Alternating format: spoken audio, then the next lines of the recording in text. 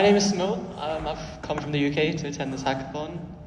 And yeah, let me tell you about my project, Project Pledger. So that's just a rough page content. Right, so what is Pledger? Pledger is a variable escrow smart contract. So before I get into this, I want to check, does everyone know what escrow means or what it is? So could someone just tell me what it is? Anyone want to put their hand up? Please. Money's being facilitated and third party vetting. Yep, so a third party holding funds or assets until a certain condition is met, at which point it is distributed. So as you can probably read off the slides, Pledger is a variable escrow contract. I'll get more into what that means later on, but in essence it waits until certain conditions are met, as escrow means, and it distributes the funds. The reason that it's preferable as a DApp is firstly because it's immutable, and that means that it's much more secure and just runs safely each time. There's no human error.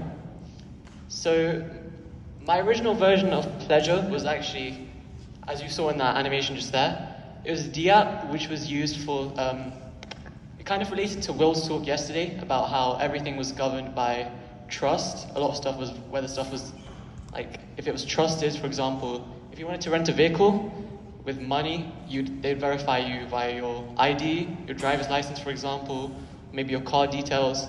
So my original thought was to use an escrow system to bypass that by having proof of funds. So in essence, that would mean that instead of trusting that you wouldn't mess with the car and steal it because they know who you are, like where you are, all your details, instead you deposit the maximum value of damage that you could cause to that vehicle.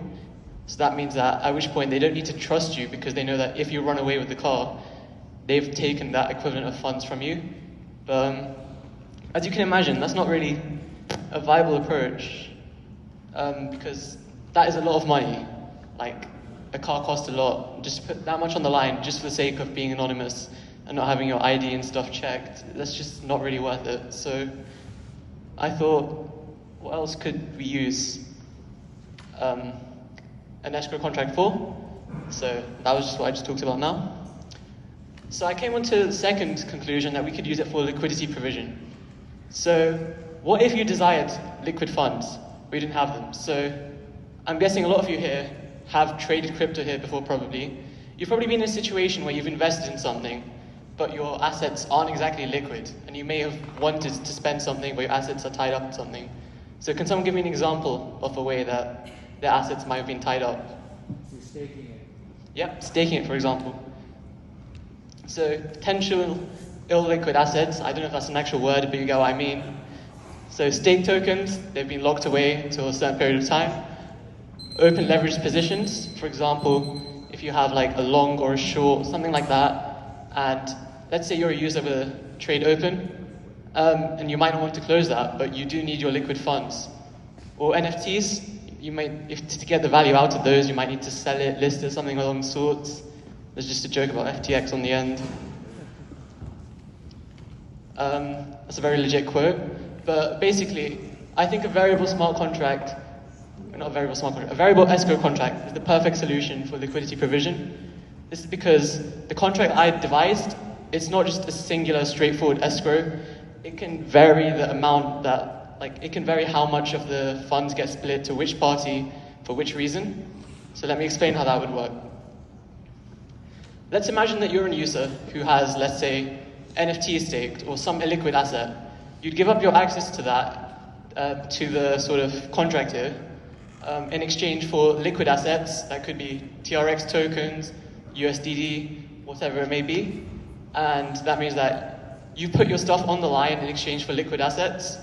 So now you can do as you wish with those liquid assets. You probably need it because you want to make some risky crypto gambling trade, or maybe you just genuinely need the money. But this is with the assumption that you're going to pay it back, just like with a regular lender. So you'd borrow money and you expect you to pay it back. But now this is where the double sort of meaning of it being an escrow contract comes in. In the event that you do not pay these funds back, they will take your illiquid staked or whatever it may be, sort of assets, and sell them to return their funds. So I'd say this is sort of a win-win type proposal, because let's say you're a liquidity provider, If they return the funds as they promised, you make profit from the interest on the loan that you've given them. If not, you still get your money back because you can dissolve their illiquid assets that they handed over to you. If you're a user, well, if you need those liquid funds, then that's a way for you to get them quickly because your funds are illiquid.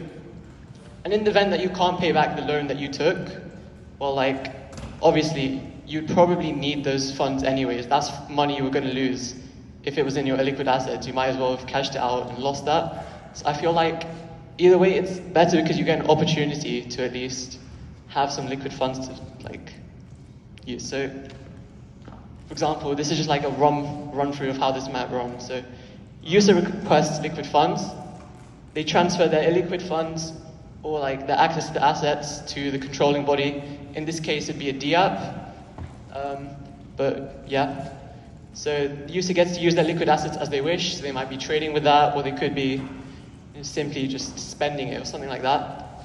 And now the user either pays back their loan that they've taken out for the liquid assets, or they don't, in which case they sort of forfeit their access to the liquid assets. And I hope you guys see how that might work. But either way, the exchange turned a profit. The user was given the chance to swap their illiquid assets for some liquid assets.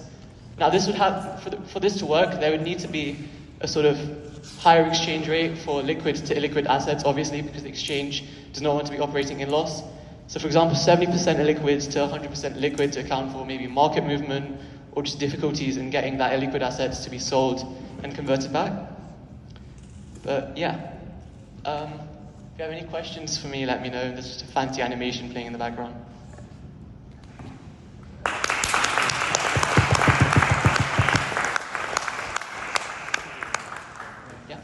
What happens if there's like a bank run where everyone's just trying to get their liquidity out and you or the exchange facilitator would become capped if you are operating in liquid assets? So ideally you'd be operating at 100% or near 100%, and you'd have some reserves kept from the profit that you've been generating.